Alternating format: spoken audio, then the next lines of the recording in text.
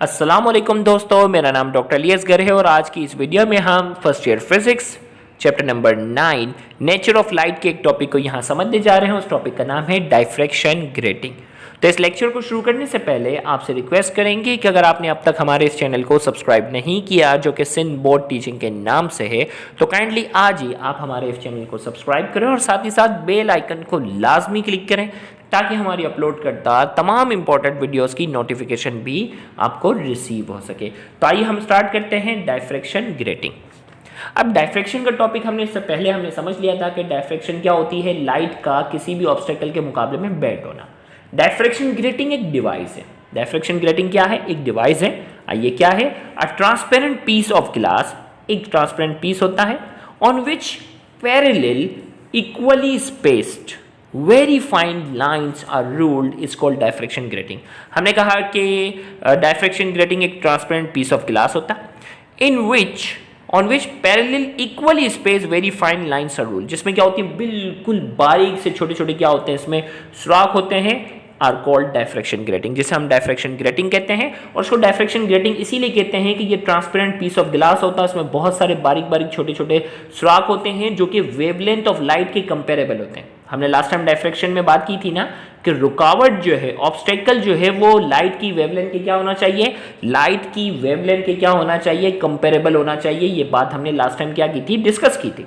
तो हमने कहा कि डायफ्रैक्शन ग्रेटिंग एक डिवाइस है जिसमें ट्रांसपेरेंट पीस ऑफ ग्लास होता है और उसमें बहुत बारीक बारीक से छोटे छोटे क्या होते हैं, बहुत बारीक से छोटे छोटे सुराख होते हैं, ऑब्स्टेकल्स होते हैं जो लाइट की वेवलेंथ के क्या होते हैं, कंपेरेबल होते हैं। और उस डिवाइस से जैसे ही हम लाइट को क्या करते हैं, गुजारते हैं, तो लाइट क्या हो जाती है, डायफ्रैक्ट हो जाती है, बेंड हो जाती है। इसीलिए इसको क्या नाम दिया हुआ हमने, डायफ्रैक्शन ग्रेटिंग का। तो डेफिनेशन क्या बनी, a transparent piece of glass on which parallel equally space, यानी ये जो छोटे छोटे बारीक सुराख होंगे उनके दरमियान फासला क्या होता है, इक्वल होता है, वेरी फाइन, बहुत बारीक से होते हैं, very fine lines are ruled, it's called diffraction grating. उसे हमने डायफ्रैक्शन ग्रेटिंग का नाम दिया। आइए हम डेरिवेशन करते हैं। हमारे पास ये ट्रांसपेरेंट पीस ऑफ ग्लास है और उसमें बहुत बारीक बारीक से सुराख है। हमने जो ना डायग्राम को थोड़ा बड़ा किया है, वरना ये बहुत छोटी से बन जाती है। क्या हुआ कि भाई ये ट्रांसपेरेंट पीस ऑफ ग्लास है, रोशनी को गुजारेंगे, रोशनी क्या हो जाएगी, थोड़ी सी बेंड हो गई। मैं अगर डायग्राम से आपको यहाँ थोड़ा सा बताऊँ, भाई ये डायफ्रैक्शन ग्रेटिंग है, इसमें बहुत सारे छोटे छोटे से सुराख है, सामने स्क्रीन है, हमें इंटरफेरेंस करवाना ज़रूरी होता है। इसी से हमें पता चलता है कि लाइट कितनी डायफ्रैक्ट हुई है। जैसे ही लाइट को हमने यहाँ से गुजारा, लाइट यहाँ से गुजरी, ये जो स्ट्रेट लाइट थी ये क्या हो गई, डायफ्रैक्ट हो गई, बेंड हो गई। अब ये बेंड होने वाली लाइट बहुत दूर जाकर आपस में कंबाइन होंगी, उनके दरमियान इंटरफेरेंस होगा और फिर ही हमें पता चलेगा कि लाइट जो है वो कितनी डायफ्रैक्ट हुई। तो इसको अगर हम चाहते हैं करीब में इंटरफेरेंस हो जाए तो हमें क्या चाहिए होगा, कॉन्वेक्स लेंस चाहिए। लेंस हमने ले लिया। लेंस क्या करता है, इन तमाम वेव्स को एक पॉइंट पर जाकर क्या कर देता है, कंबाइन कर देता है और इनके दरमियान क्या करवाएगा, इंटरफेरेंस करवा देगा। इनके दरमियान क्या करेगा, इंटरफेरेंस करवाएगा और इस इंटरफेरेंस की मदद से हमें पता चलेगा कि लाइट कितनी क्या हुई है, डायफ्रैक्ट हुई है। तो ये हमारे पास जो है वो डायग्राम है। अब इससे पहले मैं आपको थोड़ा सा यहाँ बताता हूँ। Consider a section of a plane transmission grating. हमारे पास एक प्लेन ट्रांसमिशन ग्रेटिंग है। ग्रेटिंग का मतलब छोटे छोटे सुराख हैं।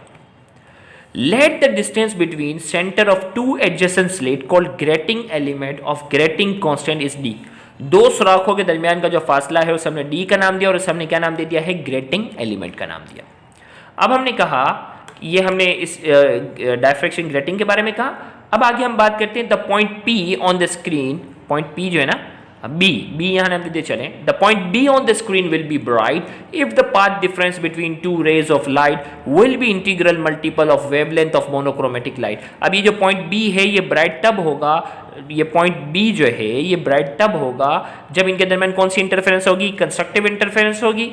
और हमने कहा कंस्ट्रक्टिव इंटरफेरेंस के लिए पाथ डिफरेंस क्या होना चाहिए, यंग डबल स्लिट पे हमने कहा था ना भाई, यहाँ से हमारे पास जो पहली रेडिएशन आ रही है, पहली रेडिएशन हमारे पास आ रही है वो है R1, दूसरी रेडिएशन आ रही है R2।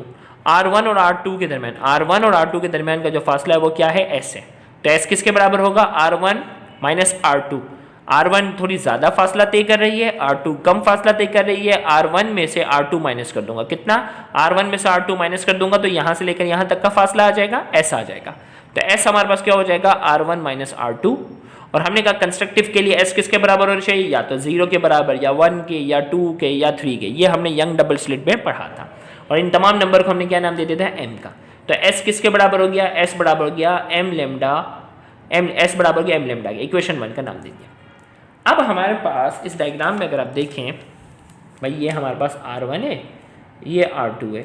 R1 ने थोड़ा ज़्यादा फासला तय किया था, R2 ने कम किया था। कितना किया था, हमने बिल्कुल परपेंडिकुलर लाइन ड्रॉ करके मालूम कर लिया था। ये S है, क्या है, S है। अब हमारे पास क्या बन रहा है, एंगल। अब हमारे पास क्या बन रहा है, एंगल।